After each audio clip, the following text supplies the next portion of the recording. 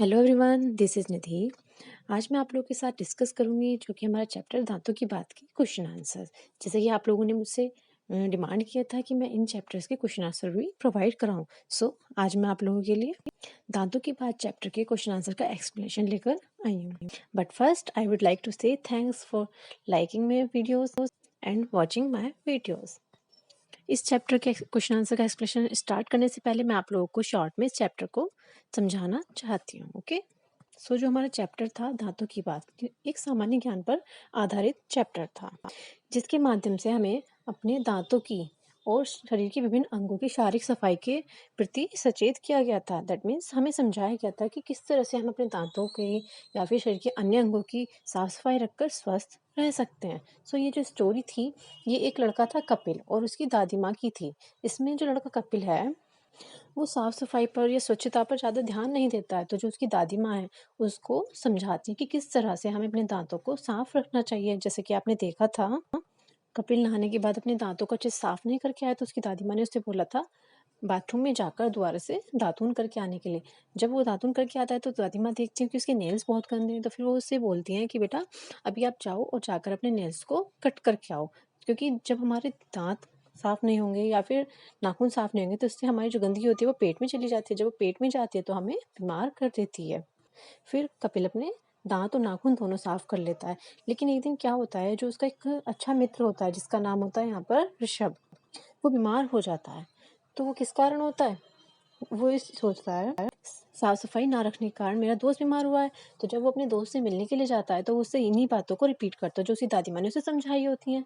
क्या क्या समझाई थी दादी माँ ने, कि हमें अच्छे से दांतों को साफ करना चाहिए और खाना खाने के बाद कुल्ला करना चाहिए अच्छे से, ताकि दांतों में जो जर्म्स हैं या फिर खाने के छोटे छोटे टुकड़े हमारे दांतों में चिपके रह जाते हैं वो पानी के थ्रू बाहर आ जाएं और हम बीमार ना पड़ें।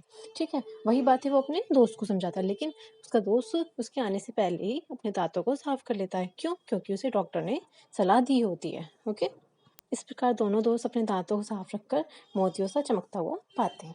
आइए अब इस चैप्टर के हम क्वेश्चन आंसर्स को डिस्कस करेंगे। सो हमारा फर्स्ट क्वेश्चन है, हमें कुल्ला क्यों करना चाहिए?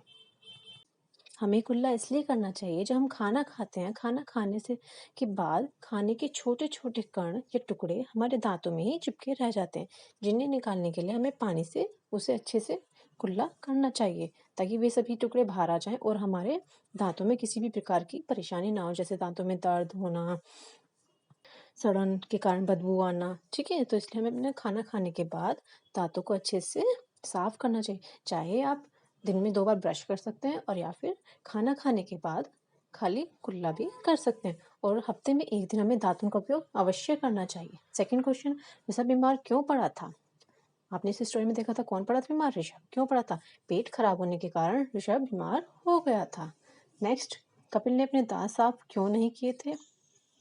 उसने अपनी दादी माँ ने जब पूछा था कि ऋषभ, कपिल तुमने अपने दांत साफ क्यों नहीं, तो उसने अपनी दादी माँ को क्या आंसर दिया था कि स्नान घर में मंजन न होने के कारण मैंने अपने दांत साफ नहीं किए।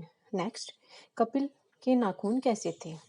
आपने स्टोरी में पढ़ा था ना, कपिल के नाखून कैसे थे जब दादी माँ ने उसे टोका था? कपिल के नाखून गंदे और भद्दे थे, जिस कारण वो बहुत गंदे लग रहे थे। दादी माँ ने उसे टोका ताकि वो उन्हें काट कर आए और उनके थ्रू जो गंदगी हमारे पेट में जाती, क्योंकि हम अपना खाना किससे खाते हैं? हाथों से। जब हम हाथों से खाना खाते हैं तो हमारे नाखूनों के और हाथ पर लगे हुए जर्म्स सभी खाने के थ्रू हमारे पेट में प्रवेश कर जाते हैं और विभिन्न बीमारियों को जन्म देते हैं, जिसके कारण हमारा क्या होता है, हम बीमार रहने लगते हैं, पेट में दर्द जैसी परेशानियाँ शुरू हो जाती हैं। इसीलिए कपिल की दादी माँ ने उसे अच्छे से कुल्ला करने और हाथ धोने की सलाह दी थी। सो इस कहानी से हमें क्या शिक्षा मिलती है, कि हमें हमेशा खाना खाने से पहले और खाना खाने के बाद कुल्ला अवश्य करना चाहिए, ताकि हमारे ना तो दांतों में कोई कीड़ा लगे और ना ही मुंह से बदबू आए और हम बीमार होने से भी बच जाएं। और केवल हमें दांतों को ही नहीं, अपने शरीर के सभी अंगों को साफ रखना चाहिए। इससे हम स्वस्थ रहेंगे और बीमारियों से दूर रहेंगे, और जब हम स्वस्थ होंगे तो हम अच्छे से अपने कार्यों को पूरा कर पाएंगे। सो आज से आप सभी खाना खाने से पहले और खाना खाने के बाद क्या करेंगे? कुल्ला अवश्य करेंगे। ओके, आई होप आपको क्वेश्चन आंसर